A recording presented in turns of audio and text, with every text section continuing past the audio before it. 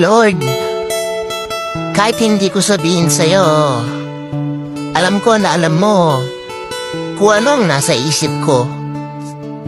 At alam mo kung ano ang tunay na nararamdaman ko sa mga oras na to. Kaya pakiusap, tulungan mo ko malagpasan lahat ng pinagdadaanan ko. God's timing is better.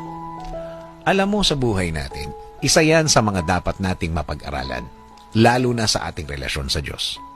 Kung nagtitiwala tayo sa Kanya, dapat diretso ito.